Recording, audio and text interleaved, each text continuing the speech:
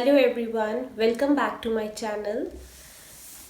ਅੱਜ ਸਾਡੇ PSEB ਦੇ ਰਿਡਿਊਸ ਸਿਲੇਬਸ ਦਾ ਇੱਕ ਨੋਟੀਫਿਕੇਸ਼ਨ ਆਈ ਹੈ ਕਿ ਹਰ ਚੈਪਟਰ 'ਚ ਕੁਝ ਚੀਜ਼ਾਂ ਉਹਨਾਂ ਨੇ ਡਿਲੀਟ ਕਰ ਦਿੱਤੀਆਂ because of the pandemic regular classes ਨਹੀਂ ਲੱਗ ਰਹੀਆਂ ਸੋ ਆਨਲਾਈਨ ਟੀਚਿੰਗ ਕਾਰਨ ਉਹਨਾਂ ਨੇ ਸਿਲੇਬਸ ਨੂੰ ਥੋੜਾ ਜਿਹਾ ਰਿਡਿਊਸ ਕੀਤਾ ਤੇ ਹੁਣ ਦੇਖੀਏ ਕਿਹੜੀ ਚੀਜ਼ਾਂ ਸਾਡੀਆਂ ਡਿਲੀਟ ਕੀਤੀਆਂ ਉਹਨਾਂ ਨੇ ਤੇ ਕਿਹੜੀਆਂ ਅੱਗੋਂ ਅਸੀਂ ਬੱਚਿਆਂ ਨੂੰ ਕਿਸ ਪੁਆਇੰਟ ਤੇ ਸਟ੍ਰੈਸ ਦੇਣਾ ਹੈ।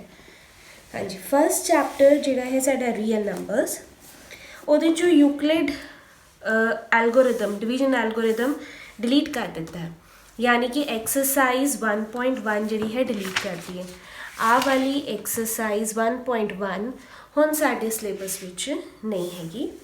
एक्सरसाइज 1.2 प्रॉपर आएगी, 1.3 भी आएगी। ठीक है, नेक्स्ट चैप्टर नंबर 2 पॉलीनोमियल बहुपद। ਇਹਦੇ ਵਿੱਚੋਂ ਉਹਨਾਂ ਨੇ ਸਿੰਪਲ ਦੀ ਸਟੇਟਮੈਂਟ ਪ੍ਰੋਬਲਮਸ ਜਿਹੜੀਆਂ ਡਿਵੀਜ਼ਨ ਐਲਗੋਰਿਦਮ ਤੇ ਹੈ ਉਹਨਾਂ ਨੂੰ ਉਹਨਾਂ ਨੇ ਡਿਲੀਟ ਕੀਤਾ ਹੈ। ਇਹਦੇ 'ਚ 2.1 ਪੂਰੀ ਆਣੀ ਹੈ, 2.1 ਜਿਹੜੀ ਗ੍ਰਾਫ ਵਾਲੀ ਹੈ ਛੋਟੀ ਜੀ ਉਹ ਆਣੀ ਹੈ, 2.2 पूरी आएगी, 2.3 ਜਿਹੜੀ ਹੈ 2.3 ਦੇ ਵਿੱਚ ਉਹਨਾਂ ਨੇ ਪੂਰਾ ਆਪਣੀ ਕੈਂਸਲ ਹੈ ਕਿਉਂਕਿ ਇਹ ਜਿਹੜੇ ਡਿਵੀਜ਼ਨ ਲੌਂਗ ਡਿਵੀਜ਼ਨ ਐਲਗੋਰਿਦਮ ਦੇ ਨਾਲ ਹੈ ਇਹ ਉਹਨਾਂ ਨੇ ਸਾਡੀ ਡਿਲੀਟ ਕਰ ਦਿੱਤੀ। Third chapter pair of linear equation in 2 variables, chapter number 3। ਇਹਦੇ 'ਚ ਕ੍ਰਾਸ ਮਲਟੀਪਲੀਕੇਸ਼ਨ ਯਾਨੀ ਤਿਰਛੀ ਗੁਣਾ ਰਾਹੀਂ ਜਿਹੜਾ ਅਸੀਂ ਹੱਲ ਕਰਦੇ ਸੀ, ਇਕੁਏਸ਼ਨ ਸੋਲਵ ਕਰਦੇ ਸੀ। ਕ੍ਰਾਸ ਮਲਟੀਪਲੀਕੇਸ਼ਨ ਜਿਹਨੂੰ ਅਸੀਂ 2312 ਮੈਥਡ ਵੀ ਕਹਿੰਦੇ ਹਾਂ ਉਹ ਡਿਲੀਟ ਕਰ ਦਿੱਤਾ ਹੈ ਅਤੇ ਕੋਈ ਵੀ ਕੁਐਸਚਨ ਉਹਦੇ ਉੱਤੇ ਬੇਸਡ ਹੋਵੇ। ਹੁਣ ਇਹਦੇ 'ਚ ਹਰ ਕੁਐਸਚਨ ਨੂੰ ਅਸੀਂ ਤਿੰਨੋਂ ਮੈਥਡ ਨਾਲ ਕਰ ਸਕਦੇ ਸੀ, ਸਬਸਟੀਟਿਊਸ਼ਨ, ਇਲੀਮੀਨੇਸ਼ਨ, ਕ੍ਰਾਸ ਮਲਟੀਪਲੀਕੇਸ਼ਨ ਅਤੇ ਚੌਥਾ ਸਾਡੇ ਕੋਲ ਸੀ ਗ੍ਰਾਫਿਕਲ। ਕ੍ਰਾਸ ਮਲਟੀਪਲੀਕੇਸ਼ਨ ਡਿਲੀਟ ਕਰ ਦਿੱਤਾ ਬਟ ਸਿਰਫ ਆਹੀ ਹੈ, ਅਸੀਂ ਉਹ ਮੈਥਡ ਨਹੀਂ ਕਰਨਾ। ਬਟ ਅਗਰ ਕੋਈ ਕੁਐਸਚਨ ਬੁੱਕ 'ਚ ਹੈਗਾ ਜਿਹੜਾ ਉਹਨਾਂ ਨੇ ਸਪੈਸੀਫਿਕਲੀ ਮੈਂਸ਼ਨ ਕੀਤਾ ਕਿ ਕ੍ਰਾਸ ਮਲਟੀਪਲੀਕੇਸ਼ਨ ਨਾਲ ਕਰੋ, ਉਹ ਤੁਹਾਨੂੰ ਦੂਸਰੇ ਇਲੀਮੀਨੇਸ਼ਨ ਜਾਂ ਸਬਸਟੀਟਿਊਸ਼ਨ ਨਾਲ ਵੀ ਆ ਸਕਦਾ।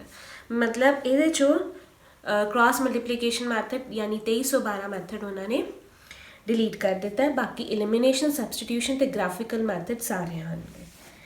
ਫੋਰਥ ਚੈਪਟਰ ਦੇ ਵਿੱਚੋਂ फोर्थ चैप्टर है साडा quadratic equations. Quadratic equations fourth chapter, दो घाती समीकरण।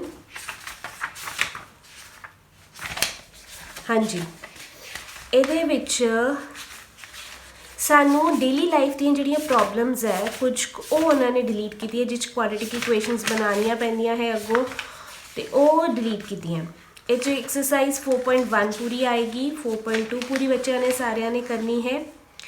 4.3 'ਚ ਕੁਐਸਚਨਸ ਹੈ, ਕੁਐਸਚਨ ਨੰਬਰ ਪਹਿਲਾ ਛੱਡ ਕੇ ਪਹਿਲਾ ਵੀ ਦੂਜਾ ਵੀ, ਚਲੋ ਦੂਜਾ ਤਾਂ ਹੈ ਨਹੀਂ ਕੁਛ ਜ਼ਿਆਦਾ। ਕੁਐਸਚਨ ਨੰਬਰ 3rd 4th ਆ ਬਾਕੀ ਵੀ ਵੈਸੇ ਜਿਹੜੇ ਹੈ ਇਹਦੇ ਐਕਸਰਸਾਈਜ਼ ਵਿੱਚ ਸਾਰੇ ਹੀ ਸਟੇਟਮੈਂਟ ਫਾਰਮੇਸ਼ਨ ਵਾਲੇ ਹੈ, ਵੈਸੇ ਤਾਂ ਸਿਲੇਬਸ ਵਿੱਚ ਨਹੀਂ ਹੈ ਅਤੇ ਪਰ ਆ ਵੀ ਉਹਨਾਂ ਨੇ ਕਿਹਾ ਕਿ ਇਹ ਕੁਐਸਚਨਸ ਪ੍ਰੋਪਰਲੀ ਜਾਂ ਇਹ ਜਿਹੜਾ ਅਸੀਂ ਡਿਲੀਟ ਕਰਾਇਆ ਸਿਲੇਬਸ ਇਹਨੂੰ ਪ੍ਰੋਪਰਲੀ ਨਹੀਂ ਡਿਲੀਟ ਕਰਨਾ ਇਹਦੇ ਬੇਸਿਸ 'ਤੇ, ਕਿਉਂਕਿ ਸਾਨੂੰ ਵੀ ਪਤਾ ਅੱਜ ਅਸੀਂ ਡਿਲੀਟ ਕਰ ਦਾਂਗੇ ਅਤੇ ਅਗਲੀ ਕਲਾਸ ਜਦੋਂ ਬੱਚੇ ਜਾਣਗੇ, ਬਹੁਤ ਸਟੂਡੈਂਟਸ ਨੋਨ ਮੈਡੀਕਲ ਵਗੈਰਾ 'ਚ ਜਾਣਾ ਚਾਹੁੰਦੇ ਹਨ, ਫਰਦਰ ਸਟੱਡੀਜ਼ 'ਚ ਮੈਥਸ ਰੱਖਣਾ ਚਾਹੁੰਦੇ ਹਨ ਅਤੇ ਫਿਰ ਉਹਨਾਂ ਨੂੰ ਪ੍ਰੋਬਲਮ ਆਏਗੀ। ਤੋ ਇਹਨਾਂ ਦਾ ਅਸੀਂ ਉਹਨਾਂ ਨੂੰ ਉੱਦਾਂ ਸਮਝਾ ਸਕਦੇ ਕਿ ਕਿੱਦਾਂ ਇਹ ਫਾਰਮੇਸ਼ਨ ਹੋਈ ਹੈ, ਬਟ ਪਰਟੀਕੂਲਰਲੀ ਇਹ 'ਚੋਂ 4.3 ਐਕਸਰਸਾਈਜ਼ ਜਿਹੜੀ ਹੈ ਉਹਦੇ 'ਚੋਂ ਉਹਨਾਂ ਨੇ ਜਿਹੜੇ ਆ ਸਟੇਟਮੈਂਟ ਸਮਸ ਹੈ ਉਹ ਡਿਲੀਟ ਕਰਵਾ ਦਿੱਤੇ ਆ ਐਜ਼ ਪਰ ਦ ਨੋਟਿਸ। 5th ਚੈਪਟਰ ਹੈ AP। AP ਦੇ ਵਿੱਚ AP ਮੀਨਸ ਅੰਕ ਗਣਿਤਕ ਜਿਹੜੀਆਂ ਚੈਪਟਰ 5th AP ਚੈਪਟਰ ਦੇ ਵਿੱਚ ਸਮ ਟੂ ਐਂਡ ਟਰਮਸ ਵਾਲੇ ਜਿਹੜੇ ਡੇਲੀ ਲਾਈਫ ਦੇ ਕੁਐਸਚਨਸ ਹੈ, ਜਿਵੇਂ ਕਿ 5.1 ਪੂਰੀ ਆਏਗੀ, ਸਮ ਟੂ ਐਂਡ ਟਰਮਸ ਵਾਲੀ ਜਿਹੜੀ ਐਕਸਰਸਾਈਜ਼ਸ ਨਹੀਂ ਹੈ ਉਹ ਪੂਰੀਆਂ ਆਉਣਗੀਆਂ। 5.1 5.2 प्रॉपर आएगी। 5.3 देखिए ज़रा, 5.3 एक्सरसाइज, हाँ जी 5.2 एक्सरसाइज च एक दो क्वेश्चन सीगे। हाँ जी 5.2 एक्सरसाइज दे विच लास्ट में जो क्वेश्चन है हुण देखो, Shubha Rao started work at 1995, question number 19, question number 20, bank वाला, ईयरली डिपॉजिट, सेविंग्स, ऐदां दे क्वेश्चन ये कटवा दिते। 19 एंड 20 नहीं आएंगे, ये डिलीटेड है। ਇਹਦੇ ਜਿਹੜੇ ਸੋਲਡ ਐਗਜ਼ਾਮਪਲਸ ਵੀ ਇੱਦਾਂ ਜਿਹੜੇ ਬੇਸਡ ਹੈਗੇ ਆ ਸਾਡੀ ਡੇਲੀ ਲਾਈਫ ਐਗਜ਼ਾਮਪਲਸ 'ਤੇ ਉਹ ਵੀ ਨਹੀਂ ਆਉਣਗੇ। ਜਿਵੇਂ ਐਗਜ਼ਾਮਪਲ ਨੰਬਰ 16 ਹੈ ਪੇਜ ਨੰਬਰ 111 'ਤੇ ਉਹ ਵੀ ਨਹੀਂ ਆਏਗਾ। ਅਤੇ ਐਕਸਰਸਾਈਜ਼ 5.3 ਦੇ ਕੁਐਸਚਨ ਨੰਬਰ 14 ਤੱਕ ਬਿਲਕੁਲ ਕਰਨੇ ਆਪਾਂ। ਕੁਐਸਚਨ ਨੰਬਰ 14 ਤੋਂ ਬਾਅਦ 15, 16, 17, 18, 19, 20 ਇਹ ਸਾਰੇ ਕੁਐਸਚਨ ਡਿਲੀਟਡ ਹੈ। कितने तक करने आप 5.3 का क्वेश्चन नंबर 14 तक करना है। 15, 16, 17, 18 अगो सारे आप नहीं करने। Next chapter 6 triangle. ये चैप्टर बेसिकली थ्योरम्स आनी होंगे तो कुछ हल्के छोटे मोटे जो क्वेश्चन होंगे। हाँ जी, ये दो मेन एक साड़ी पाइथागोरस थ्योरम होंगी है वो आनी है, वो पक्की कर वो बच्चे प्रॉपरली करन मतलब वो आनी नहीं उदा दे कोई होर थ्योरम भी आ सकती है। जी पाइथागोरस इनवर्स है वो नहीं करनी। एक है पाचर की नहीं करना पाइथागोरस द इनवर्स। दूसरा एक थ्योरम होर कट्टी गई है पेज नंबर 141। हाँ जी, रेशियो ऑफ दो सिमिलर ट्रायंगल्स है तो उन्होंने एरिया की रेशियो जी है उन्होंने साइड्स के रेशियो के स्क्वायर के बराबर हूँ ये थ्योरम भी कट्टी गई है। यानी पेज नंबर 141 ते थ्योरम 6.6 डिलीटेड ते कन्वर्स ऑफ पाइथागोरस थ्योरम भी डिलीटेड। ठीक है जी, पर इन्हां दे बेस्ड ते जिहड़े कोई क्वेश्चनस है प्रैक्टिकल वो जरूर करने हैं। सिर्फ थ्योरम डिलीट की है तो उहदे बेस उहदा जिहड़ा रूल है वो नहीं डिलीटेड। मतलब अगर सिमिलर ट्रायंगल्स वाला जी थ्योरम है वो थ्योरम तो नहीं आएगी पेपर बट उस बेसिस से क्वेश्चन जोड़ा है वो आ सकता है। सानू दो ट्रायंगल दिते होंगे उन्होंने एरिया अगर दिता है तो कॉरस्पॉन्डिंग एक साइड देती है दूजी साइड पूछी गई है जो अक्सर एक क्वेश्चन साडा बोर्ड में आता है इदां दा क्वेश्चन आ सकता है। सिर्फ तो सिर्फ दो थ्योरम्स डिलीट है ये चैप्टर नंबर 6 तो। Chapter number 7 coordinate geometry. इस चैप्टर चो एक साडा है एरिया ऑफ ट्रायंगल वो टॉपिक डिलीट किया है। जिहड़ा फॉर्मूला हुंदा सी 1/2 modulus x1 y2 minus y3 plus x2 y3 minus y1 plus x3 y1 minus y2 ये वाला फॉर्मूला टोटली डिलीटेड है।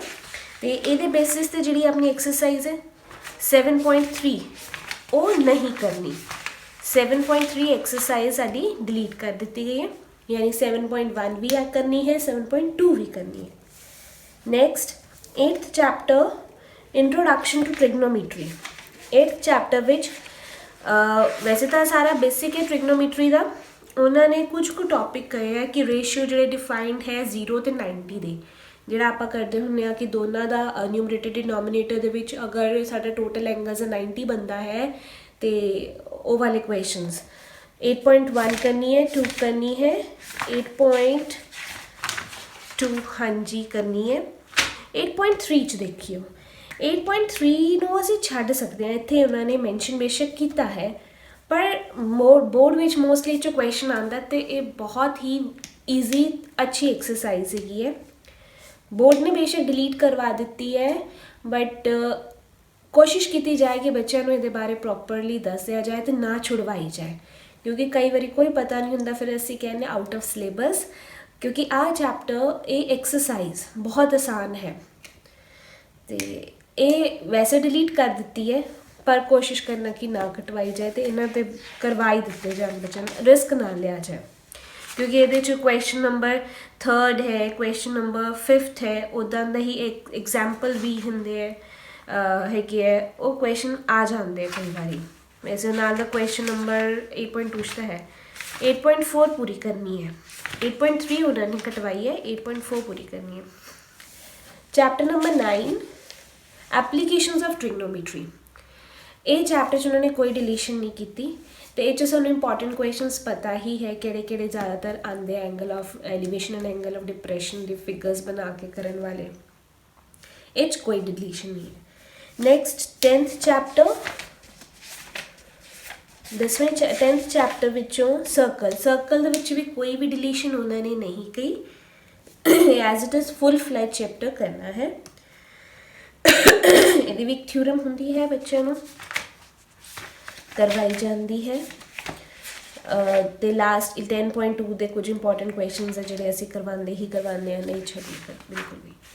11th ਚੈਪਟਰ ਕੰਸਟਰਕਸ਼ਨਸ, ਇਹਦੇ ਵਿੱਚ ਉਹਨਾਂ ਨੇ ਉਹ ਵਾਲਾ ਟੌਪਿਕ ਡਿਲੀਟ ਕੀਤਾ ਹੈ ਜਿਸ 'ਚ ਅਸੀਂ ਇੱਕ ਟਰਾਇੰਗਲ ਦੇ ਸਿਮਿਲਰ ਦੂਜਾ ਟਰਾਇੰਗਲ ਬਣਾਉਣਾ ਹੈ, ਯਾਨੀ ਐਕਸਰਸਾਈਜ਼ 11.1 ਡਿਲੀਟ ਕਰ ਦਿੱਤੀ ਗਈ ਹੈ। पूरी की पूरी एक्सरसाइज डिलीटेड है। 11.2 ਅਸੀਂ करनी है, 11.2 ही इस चैप्टर चो करनी है। Next 12th chapter areas related to circle, ਇਹਦੇ ਵਿੱਚੋਂ कुछ खास डिलीशन नहीं है। 12.1 एक्सरसाइज पूरी करनी है जी, कोई डिलीशन नहीं है, कुछ नहीं है डिलीट किया। 12.2 भी पूरी करनी है। 12.3 ਜਿਹੜੀ है 120 डिग्री वाला ऑनर लिखा है ना, तो वो इको ही क्वेश्चन बनता है, that is question number 6।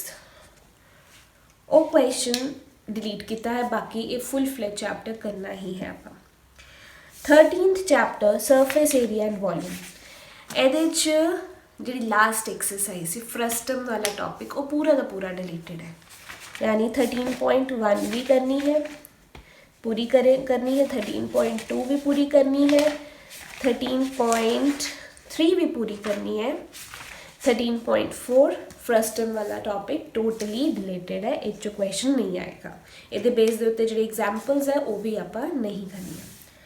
Last chapter statistics, statistics विचों एक तो जो मेन चीज़ है वो है उन्होंने लास्ट टॉपिक 14.4 जिस असी ऑब्जेक्ट वगैरह बनाने आ वो डिलीट किया गया।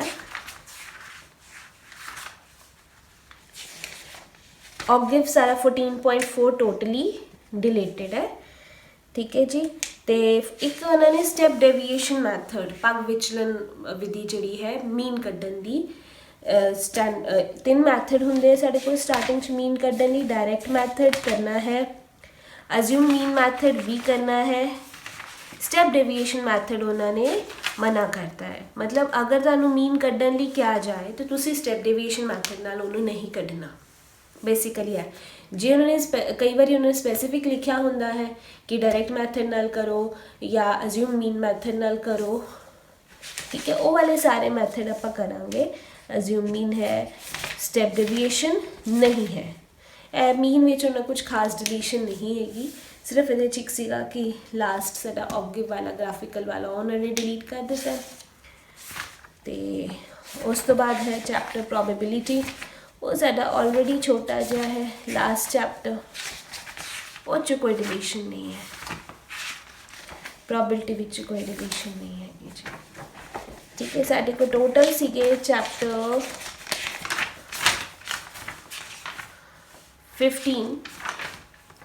ये जो मेन जोड़ा है जी डिलीशन दसती हैं जिस नहीं है ना मात्र है, वो एक है chapter number 8, chapter number 9, chapter 10th 11 की एक एक्सरसाइज पूरी कट्टी, 13 की भी कट्टी गई है। तो बस मैं हुण बोर्ड्स के मेन पेपरों की तैयारी वाल बच्चों ने ध्यान देना है, तो इस पैटर्न को फॉलो करते हुए, क्योंकि उन 6 मार्क्स वाले अपने आप को देखने पैने कि फ्रस्टम का क्वेश्चन तो नहीं आना, बाकी जोड़े बचे हुए इंपॉर्टेंट कॉन्सैप्ट है उन्होंने चो आएगा। सो बच्चों स्टूडेंट्स इस पैटर्न के अकॉर्डिंग उन्हें अपनी प्रैपरेशन करन, जो सैल्फ स्टडी करते, तो टीचर्स भी स्टूडेंट्स को इस पैटर्न के अकॉर्डिंग गाइड करन। होपफुली आ चीज़ हम तुहानू हैल्पफुल होएगी। चैप्टर वाइज डिलीशंस क्लीयर हो गई ने। That's all, thank you.